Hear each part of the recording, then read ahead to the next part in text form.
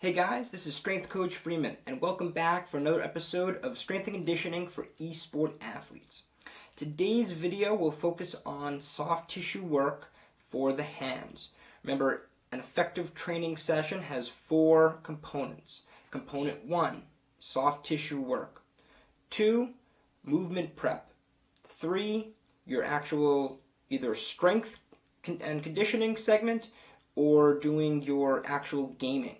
And lastly, static stretching for recovery. So any day that you're actually playing games, you're going to be gaming for a long period of time, or even a short period of time, you want to warm up and proceed your training with 2 steps. Soft tissue work, which we'll be going over today, and then movement prep. All right, so these are dynamic warm-up dynamic stretches that will help you prepare your body for gaming. And it doesn't seem like you're doing a lot of movement during gaming, but your fingers are doing a lot of movement.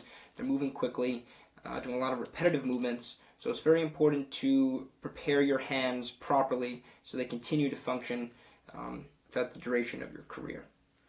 And then, of course, your gaming. And I also recommend that, breaking up your gaming. If you're doing a 12-hour day of gaming, take some breaks, right? And in that time, take a few minutes to do soft tissue work or to do the dynamic warm-ups.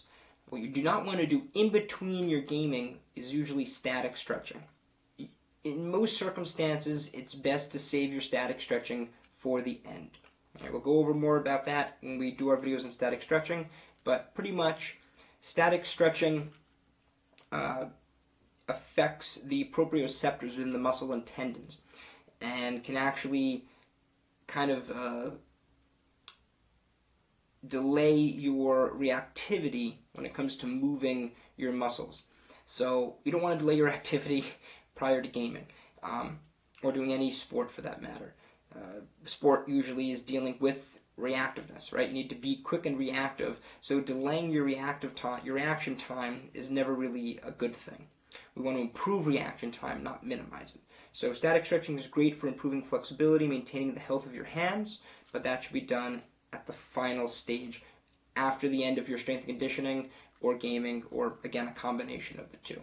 I advocate for both together. Do your gaming, at the end of your gaming, do some light strengthening exercises, finish off with your stretches, boom, you got a really substantial training session in. Okay, so today's device is a small roller. I really like this one for the hands. It's perfect size for really working into the hands around the fingers. So let's zoom in and show you how this can be used to work the soft tissue in your hands.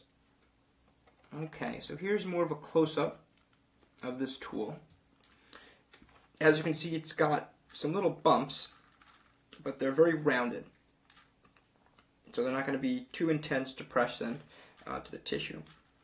It's also got 2 individual spinning wheels, which kind of allows them to move slightly independently depending on how they're angled on the skin. This is probably my favorite roller tool for the hands because of its size. It's very small, it's very narrow, but it's got these little bumps. I feel I can really get into a lot of parts of the hand. The actual just handle is very sturdy and relatively thick for the size of the roller. So I think it's a great tool, and again, very inexpensive, about 1,000 won, it's about $1 at Daiso where I got it. So let's show you how to use it. It's a perfect size fit for the outside of the hand. So just grip it, add a little pressure, gently roll. If you want, I think going slower is always better, especially at first. When you go too quickly, you pass trigger points. And when you go nice and slow, it gives you an opportunity to really feel them out. So we're talking about 4 seconds per inch, or maybe about 2 seconds per centimeter approximately. Alright, so you find a spot, like here I'm feeling some tightness, you can kind of just apply pressure.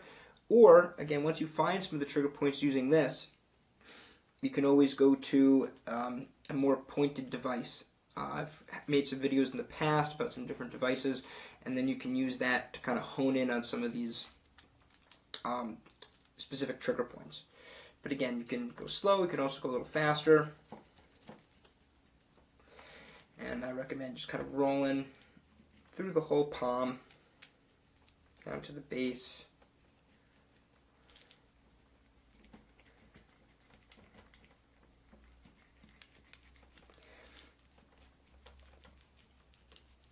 Oops. I like to mix up the directions, kind of hit things from different angles.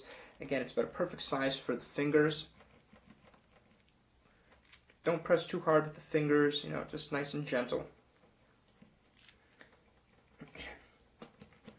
But this is a great little tool. This is one I highly recommend that you get. It's so tiny, keep it in your pocket.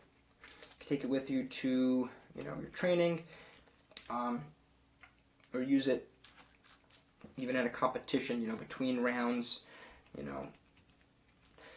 you're using your hands for competition, they might be a little bit tired. You might not want to be using them to massage your hands by hand, right?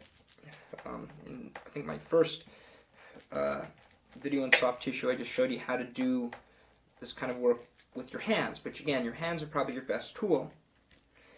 But the problem with that is it might tire your hands out a little bit.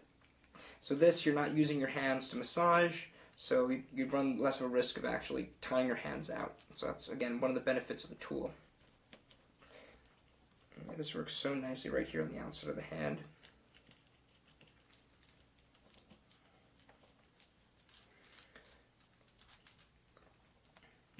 Kind of really work into that meatier part of the hand. I find bringing your thumb across kind of makes the tissue a little bit easier to get into around here. You can go in between the fingers a little bit, right? So you're kind of in between the thumb and forefinger. You kind of go in between the fingers, right? Gently along the sides of the fingers.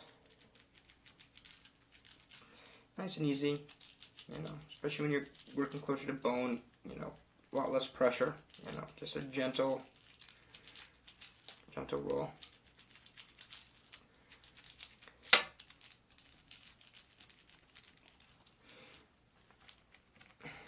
Gently at the back of the hand, nice and easy.